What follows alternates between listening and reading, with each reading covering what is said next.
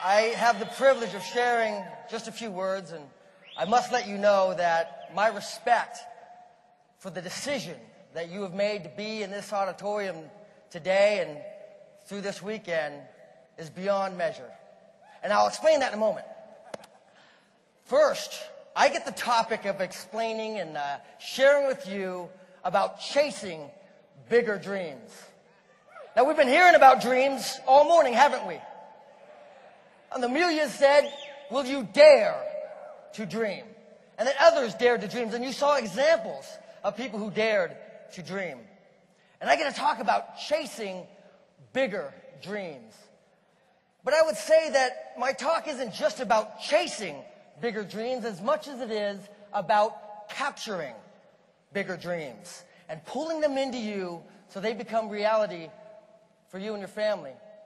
And I want to start with a story that I heard from my good friend Ignacio Villa about a young boy he discovered that was so excited about life. I mean, this young man on the playground would enthusiastically tell all of his friends about the great plans he had for his life, the things he would do, the places he would go, traveling around the world, the great leaders he would meet and talk with. Oh, he talked about the fun that he would have. A sparkle would be in his eyes as he shared with his friends these great things that he had planned for his life. And like most young boys, so filled with optimism and excitement. And the teacher who was helping this young man out had become a little concerned at this boy's excitement. And this teacher looked back on his own life, remembering only disappointment, remembering obstacles, failures, challenges that he had faced in his life. And he decided to himself, I'm going to go ahead and talk with this young man and help him out, maybe as to soften his fall. And he approaches the young boy on the playground and says, "Young man, walk with me a while." And takes him along the road, and with all the love in his heart, the sincerity in his heart, and with the very best of intentions, said, "Young man, this life you speak of is not for people like you and people like me. This life of excitement that you talk about is not for us.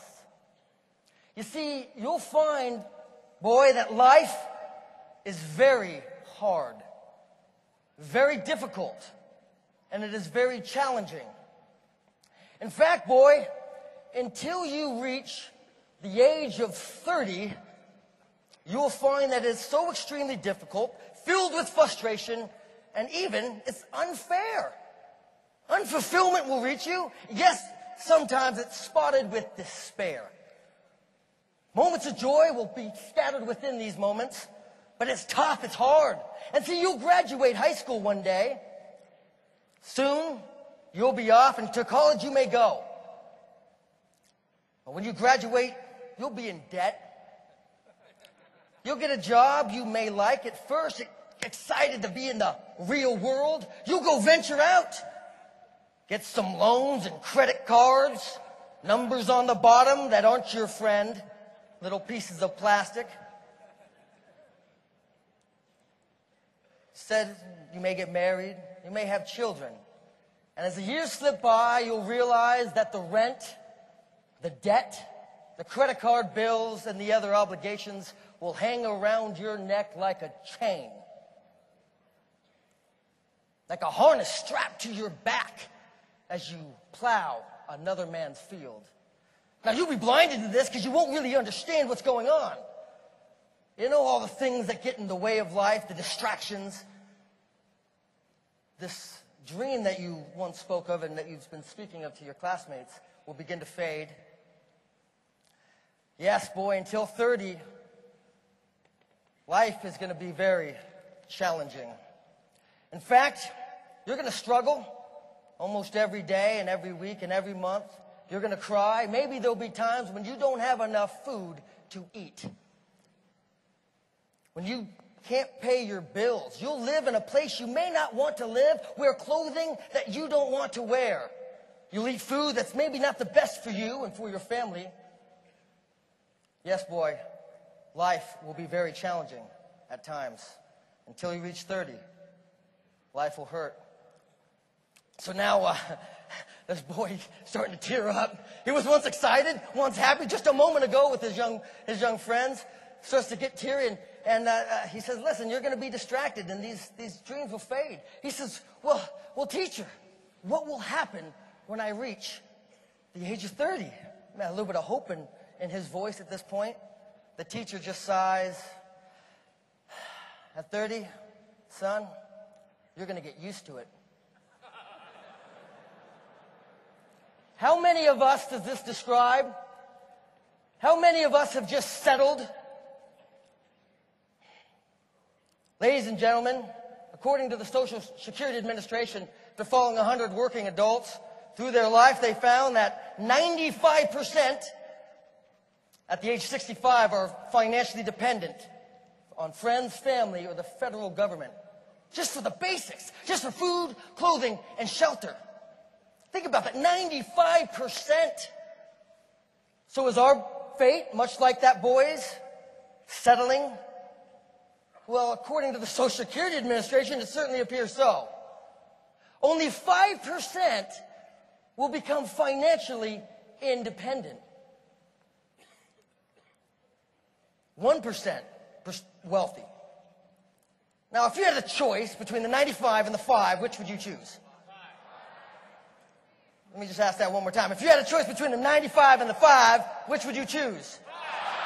I would imagine you spent a lot of money and time and sacrifice to be here today, to learn to be a part of that 5.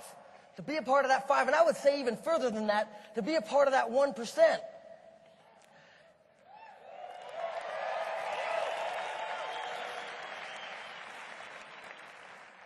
So is our fate that of the little boy?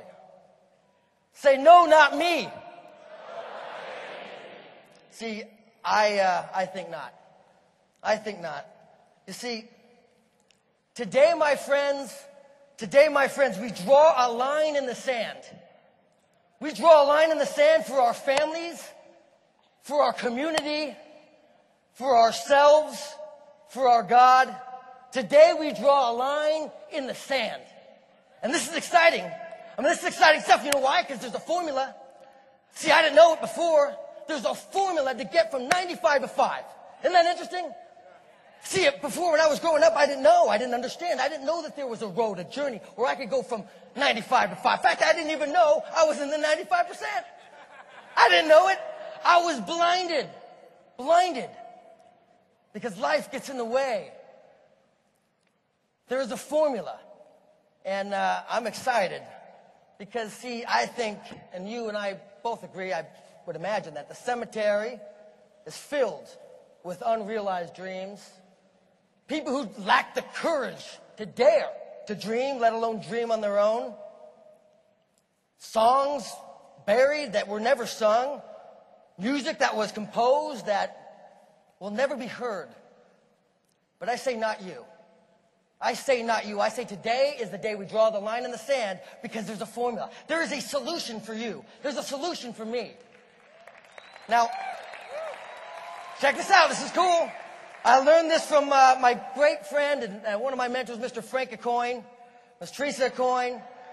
And I didn't realize, and I'd gone through this and they pointed it out, there's 4 parts. There's 4 parts that are vital, and I would say even critical, you and I need to change in order to go from 95 to 5.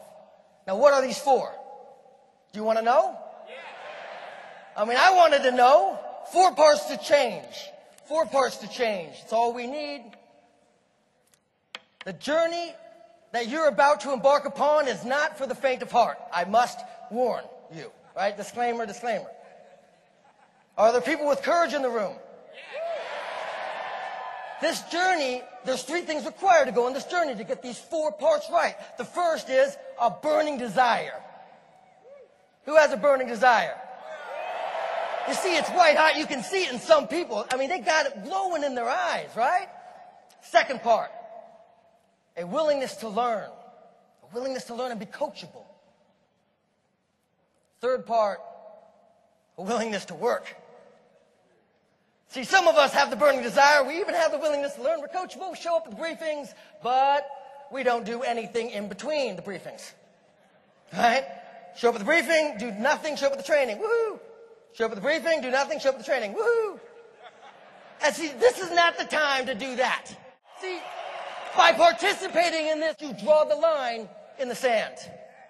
This is an important factor. See, there's these 4 things. So if you're ready, say I'm ready.